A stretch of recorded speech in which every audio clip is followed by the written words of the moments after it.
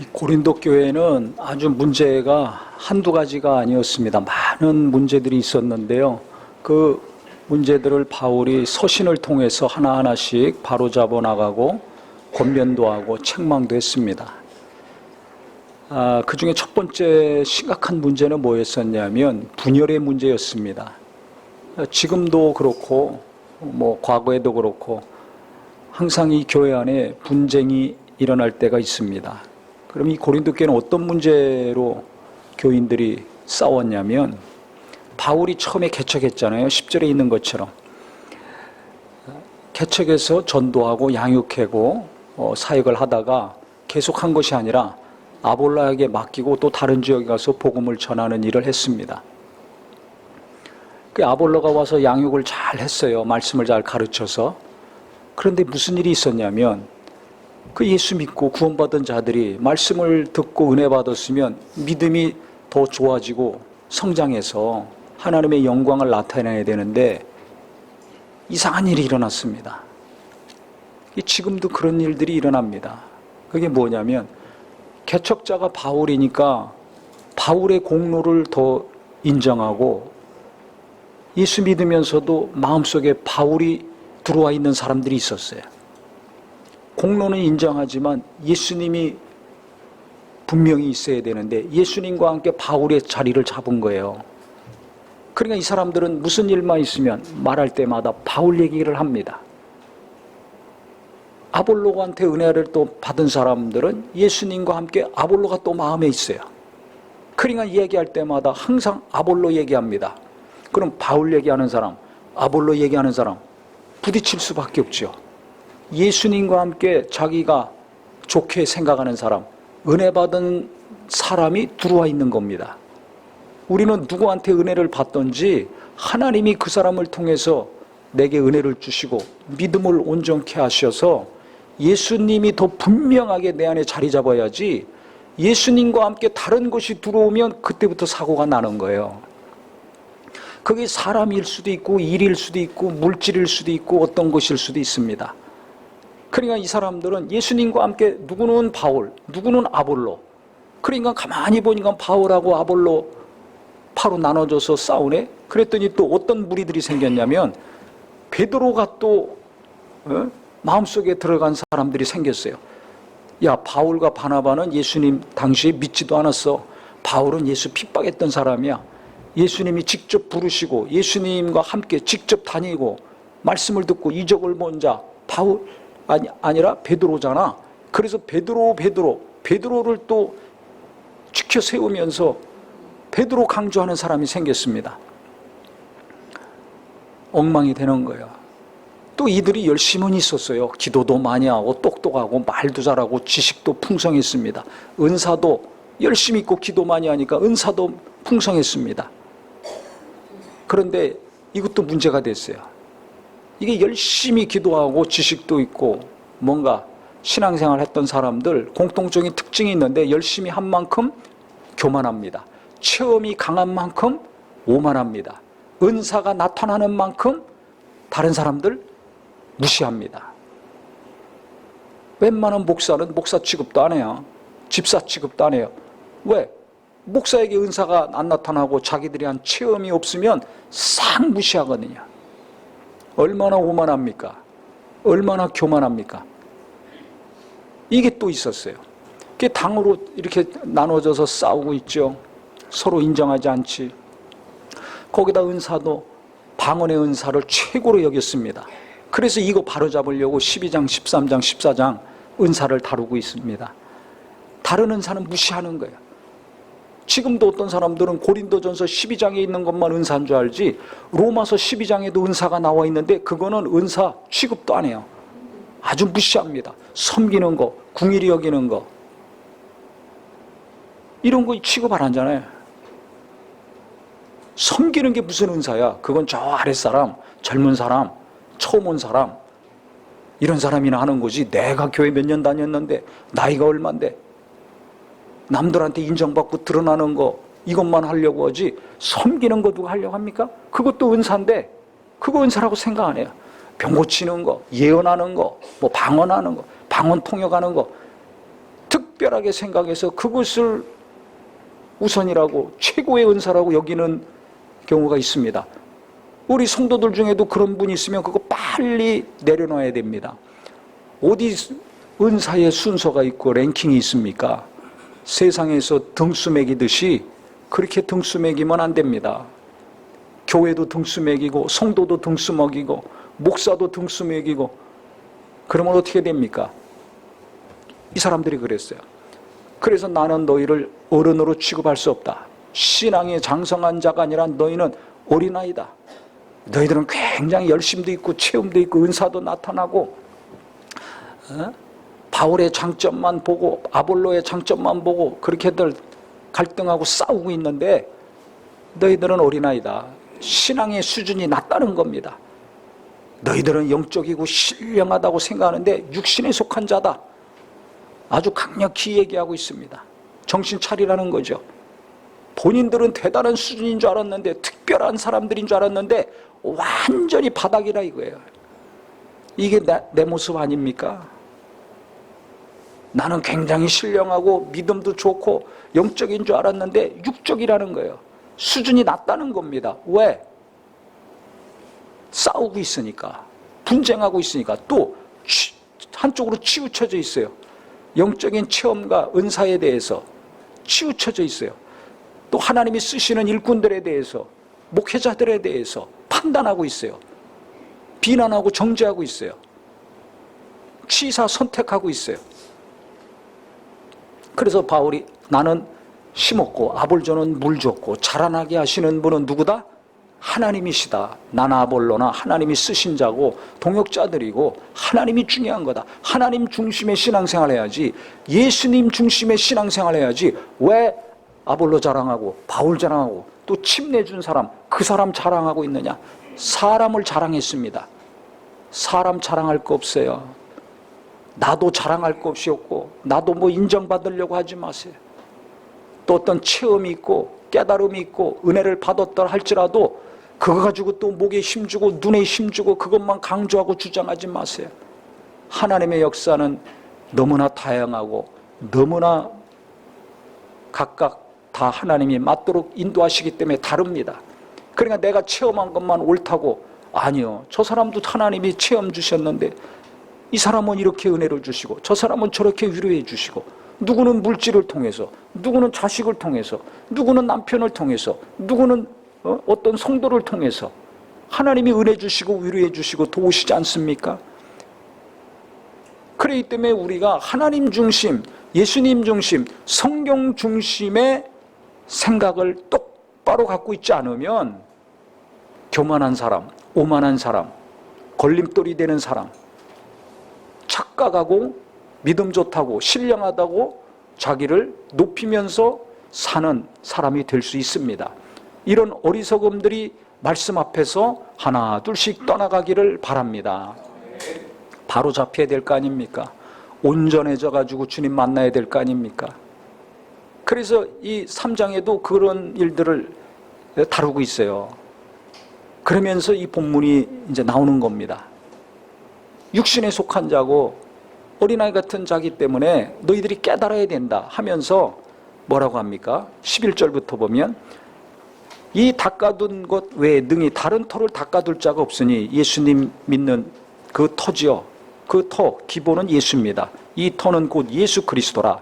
만일 누구든지 금이나 은이나 보석이나 나무나 풀이나 집으로 이 터 위에 세우면, 그랬습니다.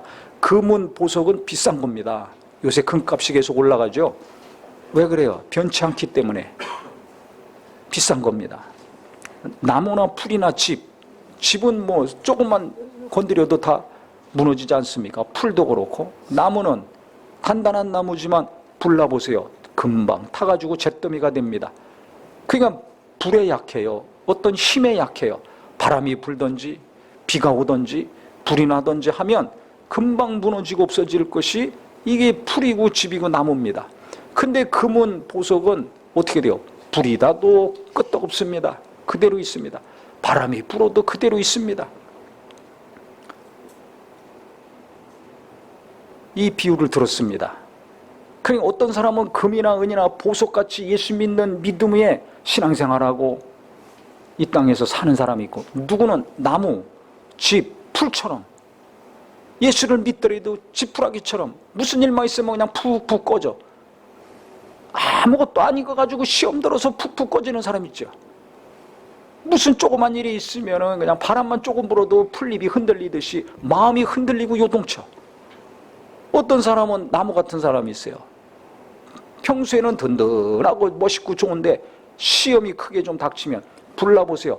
다 타고 잿더미만 남는 것처럼, 언제 그랬냐고 한 것처럼 싹 변화되는 사람이 있습니다. 이 나는 지금 예수 믿는 믿음 위에 어떻게 믿음을 건축하고 있는가? 교회에서는 또 금덩이 같은데 집에 가면 풀같이 사는 사람이 있어요. 지푸라기만 또 못한 사람 있죠. 나는 집에서 어떻게 지금 살고 있는가? 교회 가서는 또 열심히 봉사하고 인정받는데 직장에 가서는 어떻게 하고 있습니까? 사업하면서는 어떻게 하고 있습니까? 돈에 따라 지푸라기처럼 풀잎처럼 흩날리고 있지 않습니까?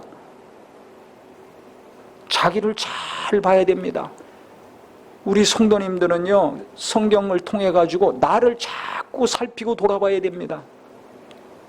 그래야 내가 온전케 되고 내가 변화가 되고 성숙합니다. 남만 변화시키려고 그러지 말고, 남만 주장하고 가르치려고 하지 말고 나를 돌아봐야 돼요. 나는 과연 금덩이로 지금 짓고 있는 신앙생활이고 가정생활이고 직장생활인가? 아니면 지푸라기 같은 삶을 살고 있는가? 잘 나를 보셔야 됩니다. 어떤 거는 금 같은데, 어떤 거는 풀잎 같고, 어떤 거는 은과 보석 같은데, 어떤 거는 지푸라기 같은 경우가 있을 겁니다. 이거를 오늘부터 기도하고 새롭게 하기를 예수 이름으로 축원합니다. 그래서 이게 언제 드러나는가? 이 땅에서는 몰라요. 오늘 설교 제목이 뭡니까? 누가 잘 살았는지 지금은 모릅니다. 예, 맞아요. 누가 믿음이 좋은지, 지금 누가 잘 살고 있는지 이거 육신의 눈으로는 몰라요. 누가 하나님 뜻대로 일하고 사는지, 가정에서, 일터에서, 학교에서 누가 하나님 뜻대로, 하나님이 원하시는 대로 살고 있는지 이거 모르잖아요. 자기도 모를 때가 있어요. 근데 이게 아주 선명하게 나도 알고 모든 사람들이 아는 날이 옵니다. 그게 언제냐? 하나님 앞에 가가지고. 그래서 14절부터 잘 보세요. 만일 누구든지 그 위에 세운 공적이라는 것은 지금까지 살아온 노력과 행위를 말합니다. 이 모든 것들이 그대로 있으면 상을 받고, 누구든지 그 공적이 불타면 해를 받으리니 그러나 자신은 구원을 받되 불 가운데서 받은 것 같으리라고 했습니다. 하나님이 불로 이 공적, 지금까지 살아온 모든 것들, 수고하고 애쓰고 고민하고 힘쓴 모든 것들 불로 테스트하신다는 겁니다. 그때 다 타가지고 잿더미가 돼가지고 몸만 겨우 벌거벗은 것처럼 불나면은 그냥 살려고 뛰쳐나오잖아요. 자다가도 나오고, 목욕탕에서 불나면 벌거벗고로 뛰쳐나와야 돼요. 아무리 큰 건물이고 공장이고 빌딩이라 할지라도 불나면 다 놓고 나와야 됩니다. 재 뒤집어 쓰고 나오지 않습니까?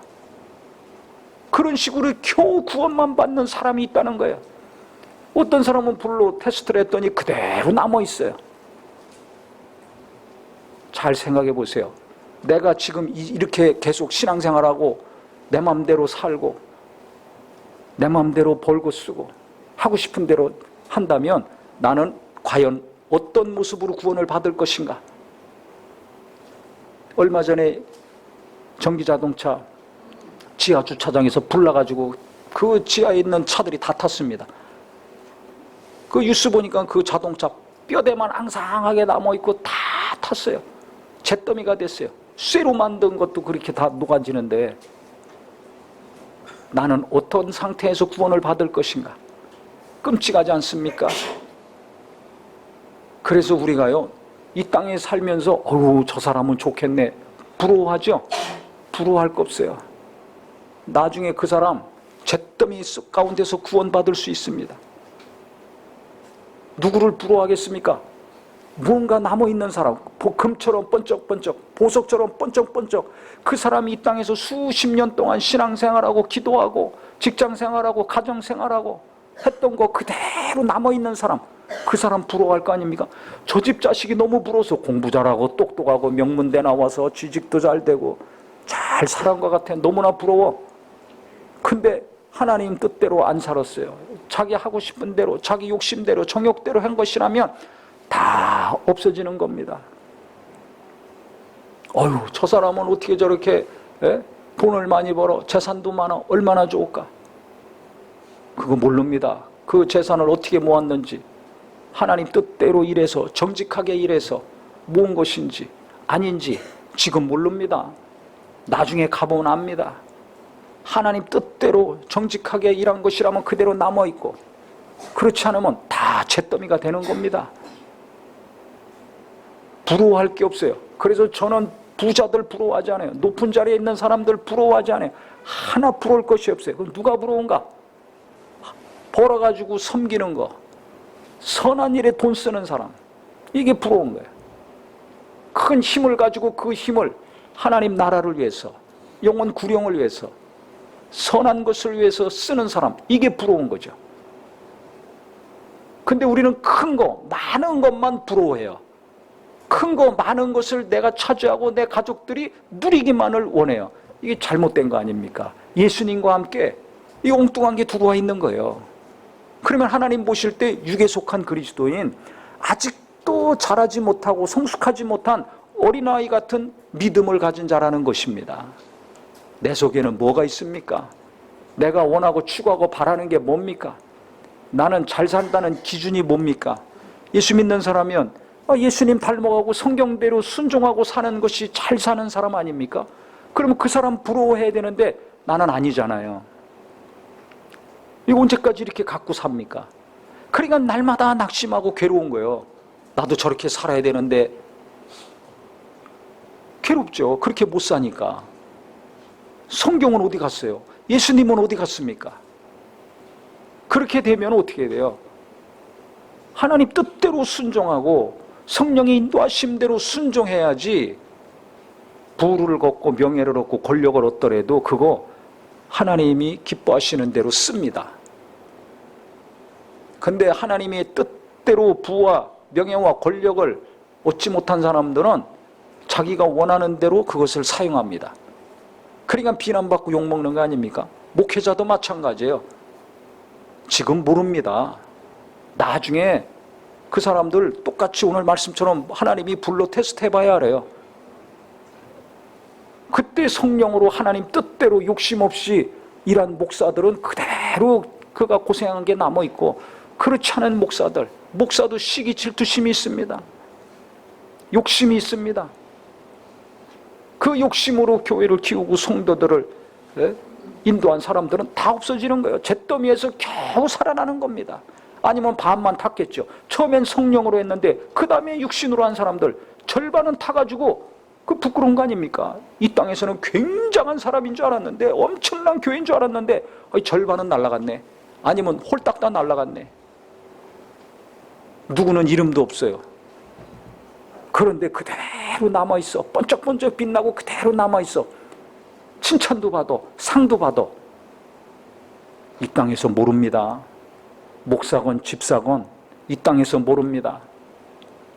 그렇기 때문에 우리가 교회에서나 가정에서나 일터에서나 학교에서나 하루하루 살면서 죄 짓지 말아야 돼요. 그래서 이 말씀 다음에 16절부터 어떤 말씀이 있습니까? 너희는 하나님의 성전인 것을 알아라. 왜? 너희 안에 성령이 계시기 때문에 너희는 성전이다. 그렇기 때문에 거룩하게 살아라는 거 아닙니까? 욕심 부리지 말고 살아라. 시기 질투하지 말고 살아라. 누구 쳐다보고 그렇게 닮으려고 부러워하지 말고 예수님 닮으려고, 하나님 쫓아가려고 살아라. 이 얘기 아닙니까? 그렇기 때문에 일단 우리가 하나님이 예수님을 보내셔서 하나님과의 관계를 회복시켜 주셨으면 그 관계가 계속 잘 지속되게 해야 됩니다. 그래서 기도가 필요합니다. 왜 기도해야 되는가? 금요 기도회 때도 설교했지만, 첫 번째는 내가 하나님의 뜻을 알고 순종해야 되지 않습니까? 이게 기본이잖아요. 하나님 믿는 사람, 예수 믿는 사람의 삶은 학교에서도 하나님 뜻대로 순종해서 공부 열심히 하고, 취직하고 사업을 하더라도 하나님 뜻대로 세상에서 일하고 돈도 벌고 써야 되고, 집에 가서도 부부간에, 부모 자식 간에, 형제 자매 간에 하나님의 뜻대로 순종하면서 가정에서 살아야 될 거 아닙니까? 근데 내가 하나님 뜻 알지만 불순종하는 게 있잖아요. 또 하나님의 뜻을 모르는 것이 있잖아요. 부부간에 하나가 돼야 되는데, 부모 자식 간에 하나가 돼야 되는데, 그래서 사랑하고 존중해라, 순종하라, 자녀를 노엽게 하지 말라 성경에서 가르치는데 그대로 내가 살고 있는가? 부부간에 하나가 되고 있습니까? 얼마나 상처를 주고받습니까? 그러니까 기도해야 되는 거예요. 벌써 가족들 간에 불화하게 만드는 거, 담쌓게 하는 거, 주님 이 악한 영들을 제거하여 주시옵소서. 우리 가정을 괴롭히고 무너뜨리게 하려는 거, 저거 다 떠나가게 하여 주시옵소서. 마귀와 타락한 천사들과 악한 귀신들이 작업하고 있으니까 이것들 물리쳐 주시옵소서. 기도해야 될 거 아닙니까? 또 내가 하나님의 뜻을 알아야 되니까 묻는 기도를 또 계속 해야 되죠. 어떻게 해야 됩니까? 집에 가면 어떻게 해야 됩니까? 학교 가서 어떻게 해야 됩니까? 직장에서 어떻게 해야 됩니까? 물어야 될 거 아니에요. 교회에서도 신앙생활 어떻게 해야 됩니까? 봉사 어떻게 해야 됩니까? 묻는 기도 얼마나 제가 강조했습니까? 하나님의 뜻을 물어야 될 거 아니에요. 내가 원하는 것만 달라고 할 것이 아니라 주님이 원하시는 것이 무엇인지 물어야 될 거 아닙니까? 그래서 말씀을 통해서, 성령님을 통해서, 설교를 통해서, 성도들과의 만남을 통해서 가르쳐 주시면 순종해야 되는데, 또 순종하기가 이게 어렵잖아요. 안 되잖아요. 그래서 기도해야 되는 거예요. 원수의 방해는 떠나가고, 내가 육신의 소욕에 이끌리지 아니하고 성령에 이끌리고 하나님의 뜻을 알고 순종해야 되기 때문에 기도해야 됩니다. 기도하면 육신의 소욕이 죽습니다. 원수의 방해를 물리칠 수 있어요. 기도해야 하나님의 뜻을 알고 순종할 수 있습니다. 그러니까 계속 기도하면서 하나님의 인도하심을 받아 학교에서 공부하고, 일터에 가서 일하고, 가정에 와서 화목한 삶을 살아야 그 사람이 불로 공적을 시험할 때 그대로 남아있는 거예요. 가정에서 살았던 거 그대로 남아있고, 한 달에 월급을 얼마가 되든지 간에 가서 하나님 뜻대로 순종하면서 죽게 대하듯이 하라.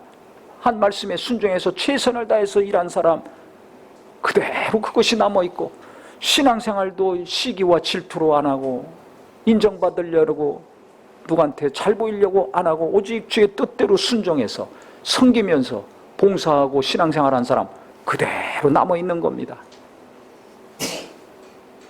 오늘부터 우리 성도님들 그래서 욕심을 내려놓고, 죄 짓고 있으면 그것도 내려놓고, 시기하고 질투심으로 하고 있으면 그것도 내려놓고, 누구한테 인정받으려고 하고 있으면 그것도 내려놓고, 오직 하나님이 인정하시는 자, 하나님이 기뻐하시는 자, 하나님이 원하시는 뜻대로 순종해서 일하고 사는 성도가 되기를 바랍니다. 그래야지 지금까지 했던 거 불에 다 없어질 것들이라면 오늘부터라도 이 말씀 듣고 깨달아서 정신 차려가지고 불로 테스트했을 때 잿더미로 없어지는 것이 아니라 금덩이 은덩이 보석처럼 그대로 남아있는 하루하루가 되어야 되지 않습니까? 그래서 부부간에, 부모 자식 간에 예수님 안에서 하나가 되는 거 힘써 지켜야 됩니다. 일터에서도 돈만 생각하고 흔들리거나 지푸라기나 풀같이 되지 마시고, 금덩이 은덩이처럼 보석처럼 정말 예수를 중심으로 살고 일하고 벌고 쓰시기를 바랍니다. 교회에서도 내 멋대로 내가 하고 싶은 대로 하지 마시고요. 기도하라 그랬으면 같이 기도하고, 모이기를 힘쓰라 그랬으면 같이 모여서 위로하고 격려하고, 섬기라 그랬으면 누군가 어려운 사람들 섬기고, 말씀을 묵상하라 그랬으면 하나님 말씀 계속 붙들고 묵상하고 나누는 거 잘 하시기를 바랍니다. 그래야 내가 교회에서 신앙생활한 거, 그 드린 모든 노력과 시간과 힘들 그대로 남아있게 됩니다. 그대로 남아있게 됩니다.